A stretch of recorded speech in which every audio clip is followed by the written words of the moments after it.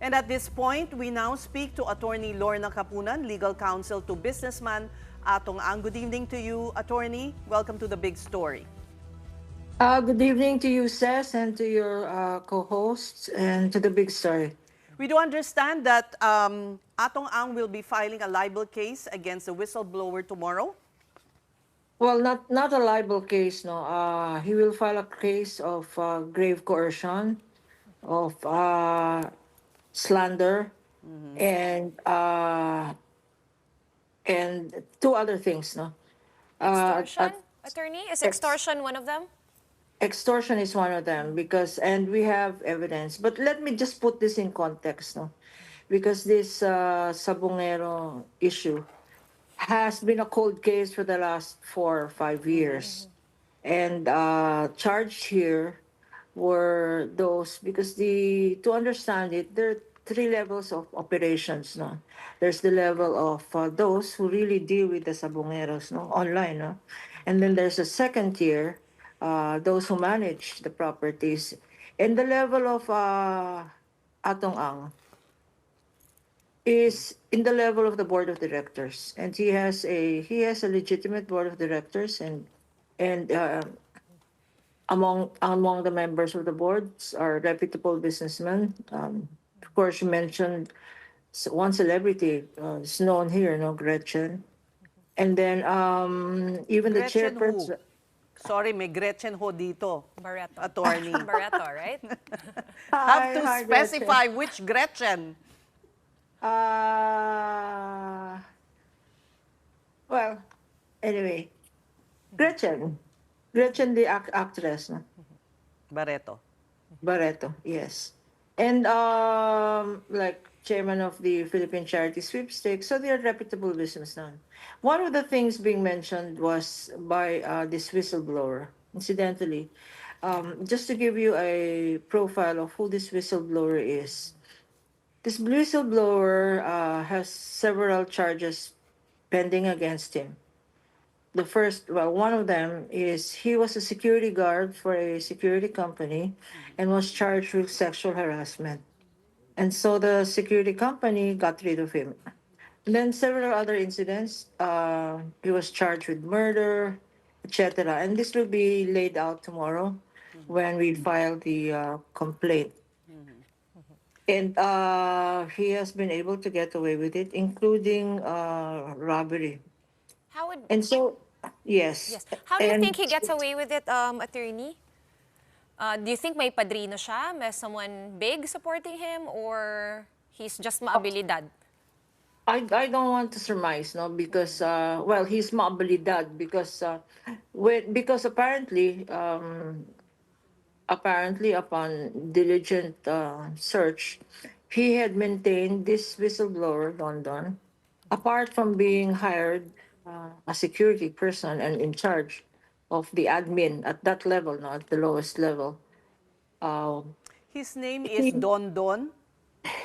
his name is Julie Patidongan or Don Julie. Don.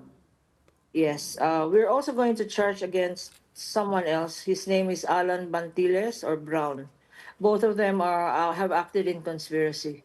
Don Don is now charged at the in Manila, in a Manila court for this pending case, no, where he wants to be a whistleblower. But by definition of a whistleblower, whistleblower should be the least guilty. And it would appear from what we have unearthed, upon diligent discovery, that he is the most guilty. Because all of the people who are missing, or all of the people illegally detained, or the people who are suspected by the families who have been eliminated, he was the one in charge, directly in charge of all of these people. Why does, after 4 or 5 years, why does he surface? And that is why we're filing the case.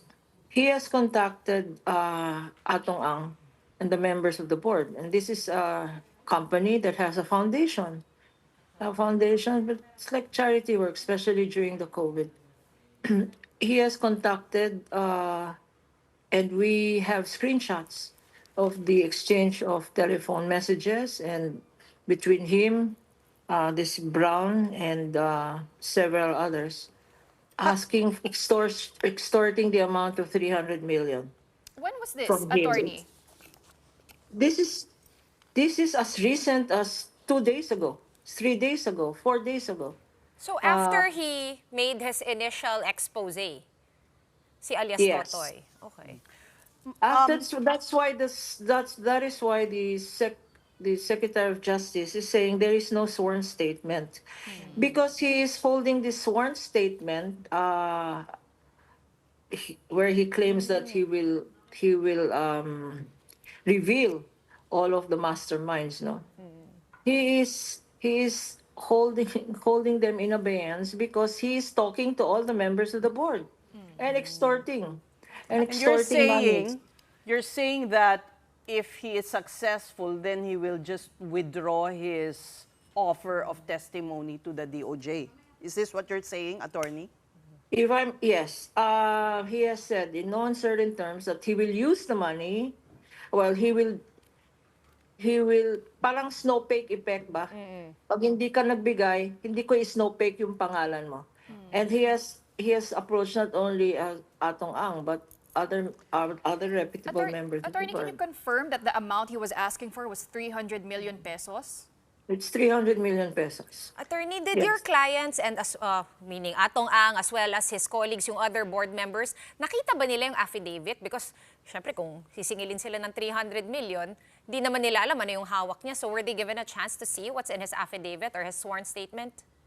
No, precisely. This is trial by publicity. And that is why, to put it in context, Atong Ang here, Sir Atong Ang, the members of that board, incidentally, they are no longer in online ever since it was declared. Soon as it was declared illegal by then President Duterte, they had ceased online gambling operations. All their activities in gaming are legitimate.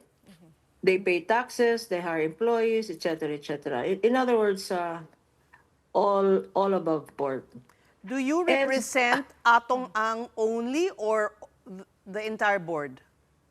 No, all the members of the individual members of the board have their own respective lawyers. So only Atong Ang. I only represent Atong Ang, but the collective decision of the board was to sue this person because he will use the money precisely. He has said, and this is recorded in the cell phone of Sir Atong Ang. This is recorded, and he has said he will use the money to disappear from the face of the earth, to escape. Can you I tell think us, the, Attorney? oth- the other the other reason he has been able to get out of all the previous charges against him is he has been able, in cahoots with certain people in high places, been able to fake his passport and visas, and he's claiming that he already has a visa ready to flee to other countries. How did he So- reach out po to Atong? Was it a text message? Was it a phone call? Pinuntahan niya sa office? These are actual phone calls. Okay. But let's backtrack a bit, attorney. You're saying this is a cold case. This happened 4 years ago. Why then, Yes. at that time, did your client, Atong Ang, not cooperate with the investigation and pinpoint this Julie, this Don Don? Well, there was no reason to. He was, it would all have been speculation. As a matter of fact, the first time that his name is coming out now is precisely because this alleged self-styled whistleblower is in need of money. Is in need of money, and that is why he is holding in abeyance the filing of a sworn statement. In the Manila case, the lawyer handling the Manila case has already intimated to us that one of the accused there will be a legitimate whistleblower who has been interviewed by us as well. No, not by us, but by that lawyer handling the case, who will point to this Don Don as the one responsible not the one responsible. Operationally and logistically, all the people around him or the people who have disappeared were under his supervision. Uh, these are security guards. And as it turns out, this Don Don had separate operations. He had parallel operations. He hired his own people who did his own bidding. He had made money. He had made money on his own. That is why he had enough money to run for mayor. He ran for mayor I from, understand he almost won. well, yes. I don't know that for a fact, but there was no reason then to distrust him. But As a matter of attorney, fact, you know, yes. you're referring to a trial by publicity. Atong Ang's name has not come out in you know, in publications. His name may have been mentioned in the course of asking questions of Justice Secretary Remulla, but he has not been pinpointed. Precisely, that is why our advice to him is you have to come out because all of this is being there is so much great reliance. We are says you know me. We are always on the side of what is right, and to me it is wrong. It is wrong that well that the Department of Justice, the NBI, and in fact the Secretary has even said that he would go all the way to the Supreme Court uh, for to aid in the investigation of this case. But precisely our advice to Atong Ang is to come forth, show help. Let's help this families of the victims come out with the truth. Eh, bakit hindi 4 years ago pa, attorney? You know, I mean, he had direct responsibility. He was running it. He had a board. No, he had no direct responsibility. Precisely, one must understand the nature of the business. No, there are three levels. Even then, as owner, I mean, by command responsibility, No, shouldn't you? precisely. Okay, precisely. He, in fact,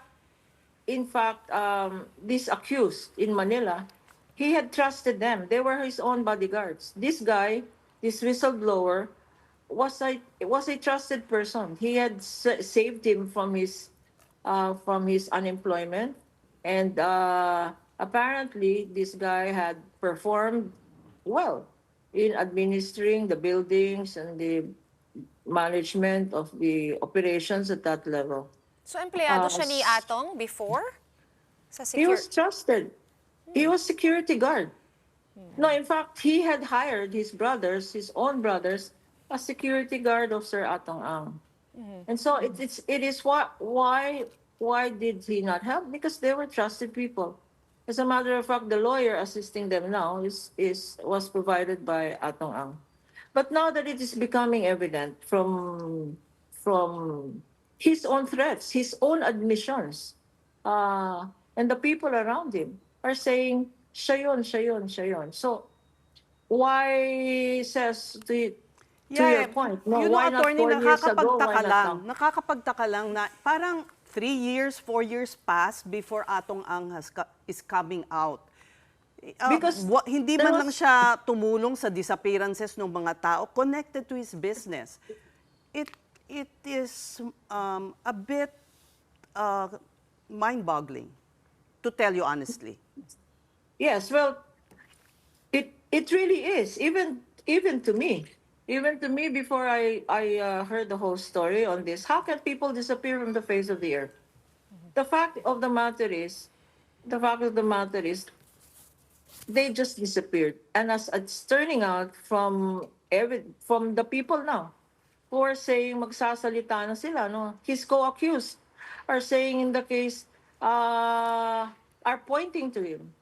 And now and now this whistleblower is admitting that all of these people were, and the people who have been seen uh, at the material times, no, that of the disappearance were his people.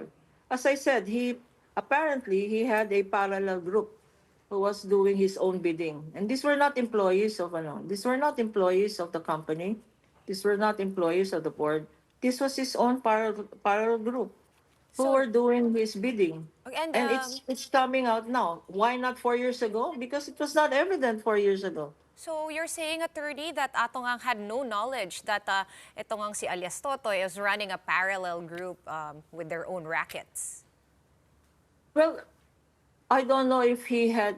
Yeah, well, yes. The short answer is yes. It's only becoming evident now because the co-accused, and I don't want to preempt the lawyer of the Manila case, but that will be presented in evidence when they will come out, when one of the co-accused, or two or three of the co-accused there, together with this alleged self-styled whistleblower, will come out with their own version of the case. Why did they not speak before? Because of threats. Because precisely, itong complaint affidavit will have also grave coercion. That his people are still around and binabantayan siya, that type of thing. And it's not only about money, it's threat to his life.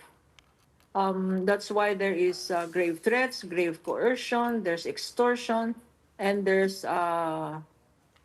false, oral slander. No? One final question for me, attorney. We just had a DOJ and they said they are close to having an airtight case. With your revelations earlier, attorney, is Mr. Atong Ang also willing to cooperate and aid the investigation of the Justice Department? That precisely is the nature of our legal assistance. Reason we accepted Atong Ang is because he has said, and the whole board has said, that they will fully cooperate with the investigation. And this is Because I voluntary? think yes, because the Department of Justice is being misled. Is being misled by a whistleblower who is spouting false accusations, who's spouting lies, and we have apparently recordings attesting to the fact that he is extorting, and he's saying that I will charge you all one by one if you don't give me money. And the other lawyers, the other members of the board who will be represented by their own separate lawyers, will be filing, as I think, no, will also file similar cases. Now, to your question of will Atong Ang and the board and cooperate, the answer is yes. He will cooperate. Whatever it is an open book. Will be an open book. All right. Thank you, Attorney Lorna Kapunan, lawyer to businessman and gambling industry tycoon Atong Ang.